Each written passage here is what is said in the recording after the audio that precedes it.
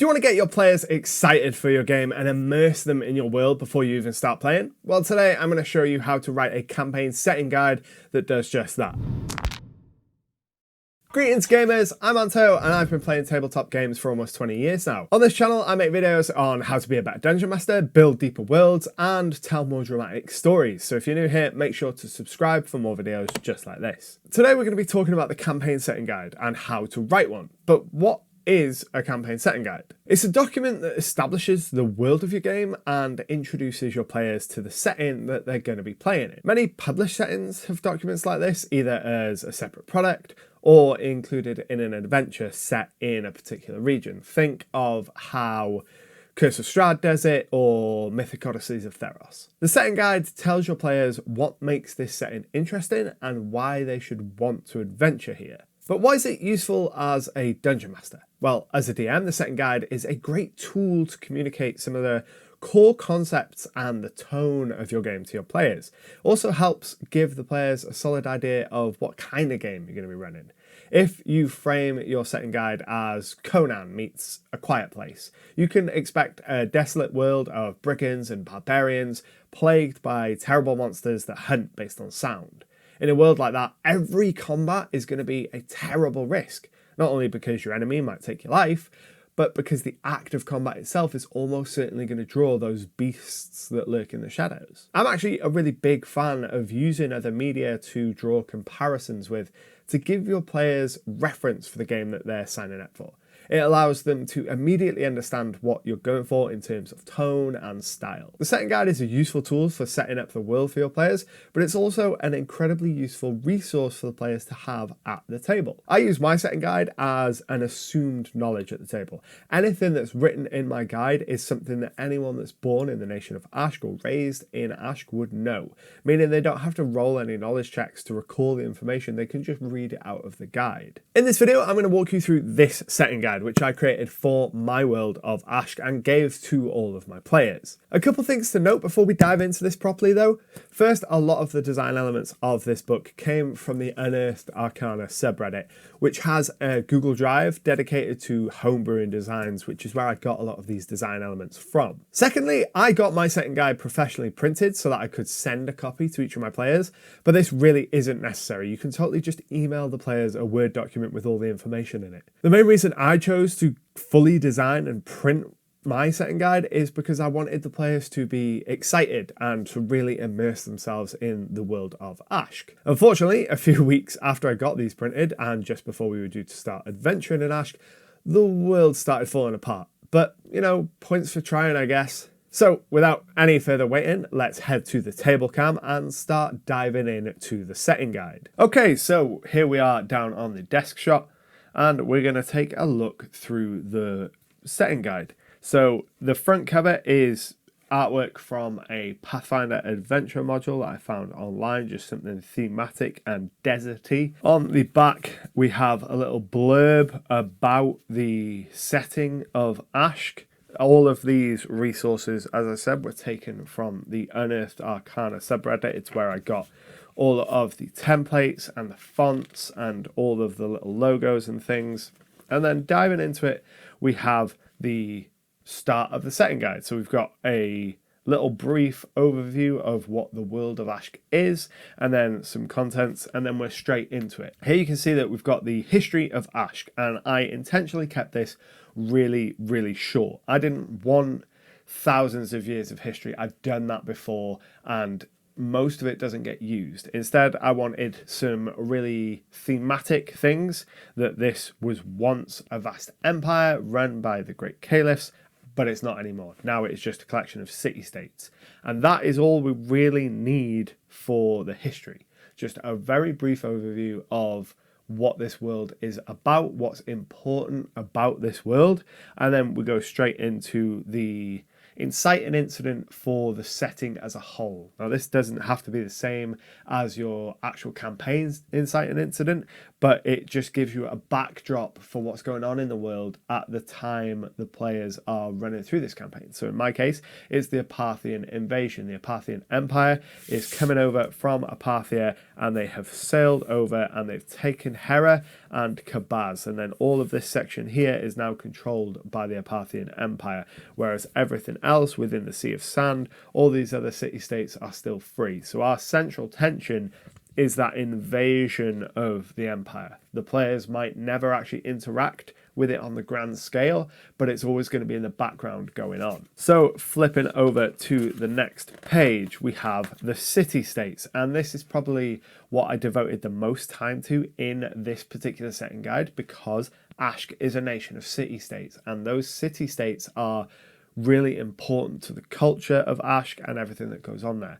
So for each of them, I've included a couple of paragraphs talking about the formation of the city-state, what the unique thing about that city-state is. So for Almas, for example, it's known as the City of Glass. It was founded by a collection of Dragonborn who made the first buildings in the city by using their breath weapon on the sand of the Sea of Sand and forming these glass structures from them. Azim is the Great Bazaar. That's where my players are currently adventuring at the moment. It has probably the biggest open market potentially in the world in Azim, and that is where they've been adventuring for the last couple of months. And then I've just done the same for every single one of the major city-states, just noting what makes them interesting, what their gimmick is almost. So you can see that for each city I've got a subtitle. So Mahit is the city of the dead. Mahit is a city right in the middle of the Sea of Sand. There is no water sources.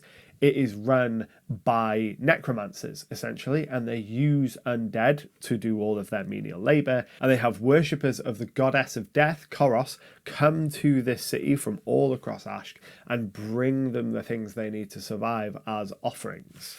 So this video topic was voted on by my beautiful, amazing, gorgeous patrons. If you didn't know, I have a Patreon where you can go and you can vote on what video topics I cover in the future, and you also get a huge amount of resources to use at your game table, from NPCs and adventures all the way through to really eclectic things like my homebrew resurrection rules and everything in between. There are a whole bunch of different tiers depending on what you want to get access to, and you can even get one-on-one time with me where you can ask me just about anything about running the game. We can go over your next session, we can talk about world building or how to keep notes in OneNote or anything that you're interested in. So I'll leave a link down to my Patreon down in the description below. Every dollar pledged there helps support the channel and make even better content, so thanks patrons. And then once I've finished up with the city-states, I've got another picture here from one of the Pathfinder adventure books. I really like the Pathfinder art. But then we move on to the races of Ashk. Now, I wanted to contextualize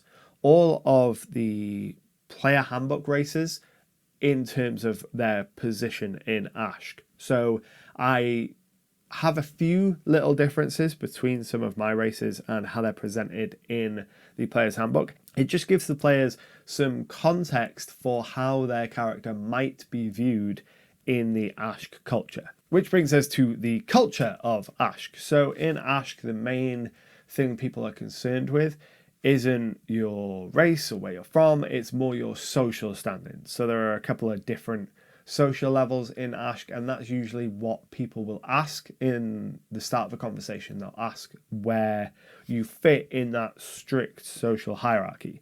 And then I go into some information about the culture of Ashk. So I talk about how Ashk natives tend to be quite mistrustful of outsiders because of previous bad experiences. I talk about how there is a fear of magic, especially arcane magic in Ashk. They have a much softer view on divine magic, but arcane magic is a big no-no. And then I just go into some of the customs and practices in Ashk. This helps get the players immersed in the world and gives them a few touch points for them to be able to partake in rituals or practices in character. So the Bond of Salt, for example, is where you invite someone into your home and you share a meal with them. You share salt with them.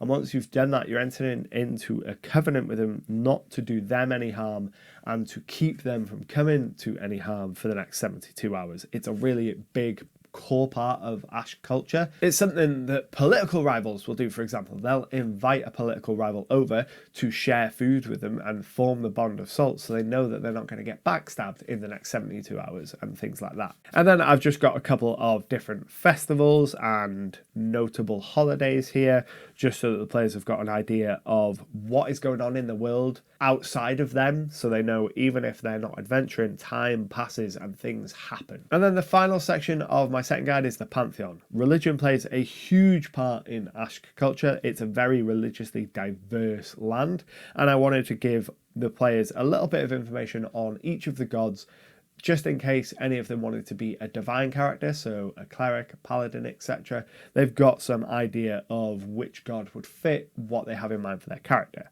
And then right at the back, we've got a copy of the planar map. This shows where things are in my cosmos, how things are divided. And then we've got a copy of the calendar with some of the notable holidays. And then right at the back, we've got a copy of this map. And all of that is reproduced on this A3 poster that I had printed. Like I said, I intended to give this to the players so they could put it up on the wall, mark their progress, etc. But the world kind of caught fire, so we haven't ended up doing that. But I'll show you briefly what's going on the map.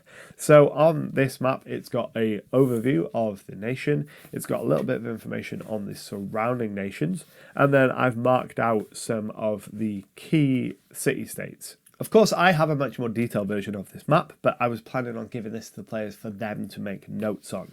That's why on the back, if I spin that round, you'll see that we've got a much larger version of my Cosmos map and the calendar, so that they had this reference. They could look at the Cosmos planes and they could say, right, I'm a worshipper of Alderfey, and I can see that Alderfey primarily resides in Adalia, the realm of law, and they'd get a sense of what is in the wider cosmos. And then same with the calendar, they can see all the days, the weeks and the months, and then they can see what the major holidays are, so they could track the passage of time themselves. Hopefully that gives you a really good idea of what is included in my setting guide. If you plan on making something like this, I highly recommend that the thing that you keep in mind is to go short and evocative with it. Everything in here should make the players say, I want to know more about that, or I want to go to that place, or I want to meet this person. It's all there to be a hook to the players to get them to want to explore in the world.